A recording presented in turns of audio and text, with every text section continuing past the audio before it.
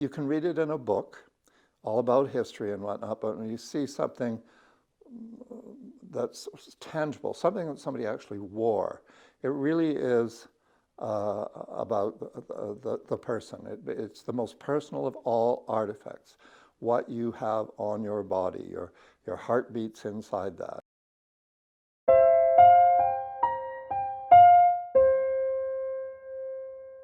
Maybe 10 or 15 years ago, a woman came to see me. She'd been to one of my programs, and I'd used a dress by a company called Donaldson's here in Vancouver, the very, very upper end, very expensive dress business, and her family owned that business. She came to see me about the ledger book from the business. They had it. They kept track of all their accounts for 60 years or so.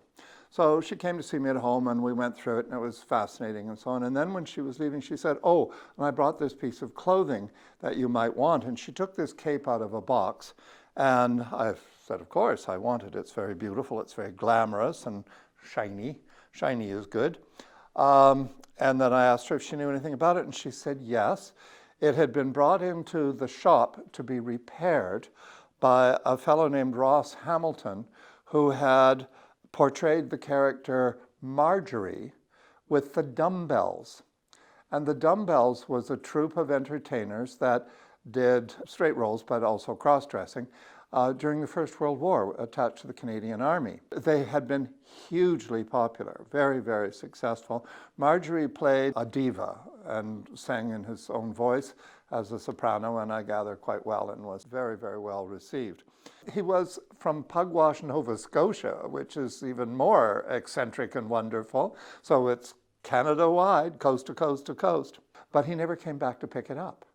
So the family had kept it over 60 years, just because they didn't want to part with it, and they didn't know what to do with it. So she asked me if I would have it.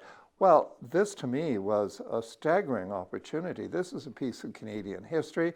Oddly enough, it's a piece of military history, and I'm sure it's the only element of the costume that troupe used. Dressing up in women's clothing is all right in a certain situation, if there's desperation and whatnot, but this was through the Army, and this appealed to me greatly. I just thought the irony of this is just too much to miss.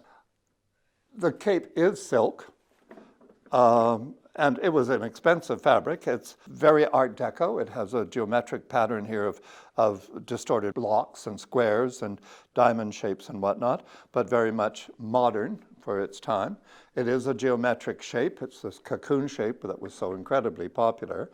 One of the reasons a man could get away with wearing dresses because he didn't have any figure, and a truly fashionable woman wasn't supposed to have any figure. If you look at Some Like It Hot, the movie Some Like It Hot, Tony Curtis and Jack Lemmon are the most fashionable women in the whole movie because all the rest of them have 50s figures.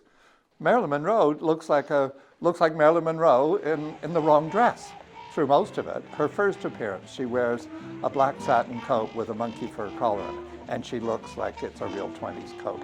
But after that, it's all Marilyn. But the two guys, narrow shoulders, slim bodies, lots of makeup. There's also sugar. Sugar? Give me room 414. Now, wait a minute, what are you doing? Making telephone calls. A telephone? Who has time They for a are the telephone call? caricature which high fashion dictated in the 20s. The rest of the women are trying to look like contemporary beautiful actresses. They were so popular during the war that they continued as a professional performance troupe into the early part of the 1930s. So the troupe and Marjorie were here in Vancouver in the late part of the 1920s when he brought this cape in. It is thought-provoking again in that it becomes an artifact not because it's a pretty piece of clothing, but because it was used in a very dire political situation as a form of entertainment to bolster morale. But Sergeant Ross Hamilton, the chap who led the dumbbell troop in the last war, he put on his famous Marjorie act.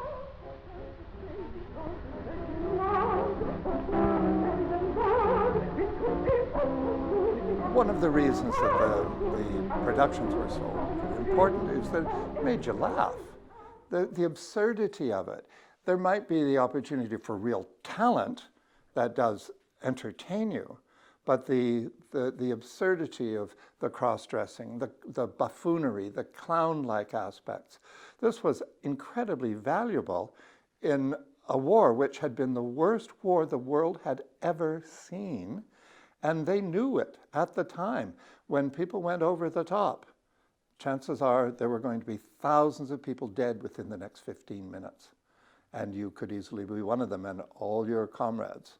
So to lighten the load, a little bit of absurdity was extremely valuable. In those days, we're talking about the time of the First World War into the 20s and 30s.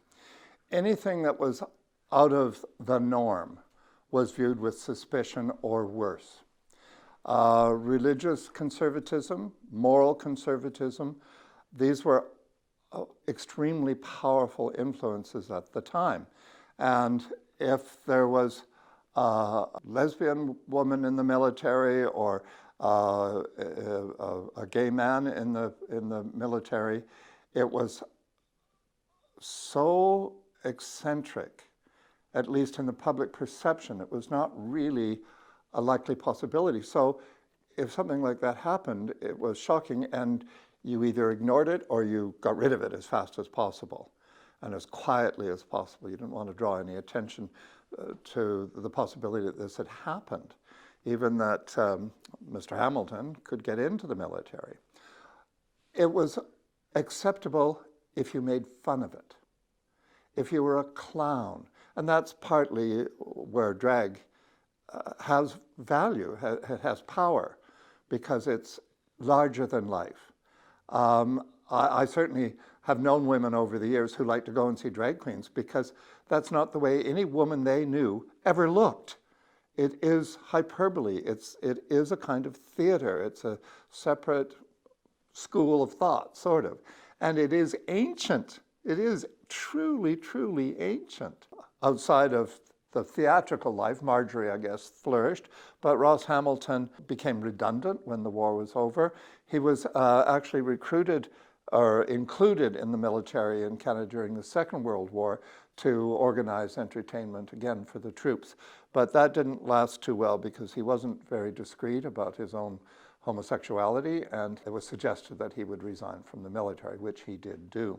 The fact that this survived, and there is an association with the dumbbells, is an absolute quirk.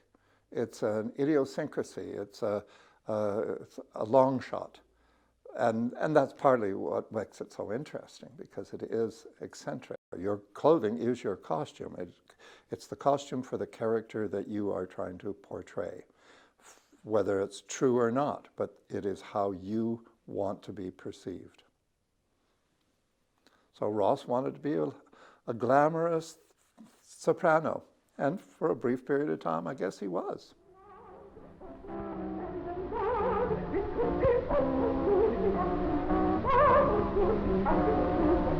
Thank you.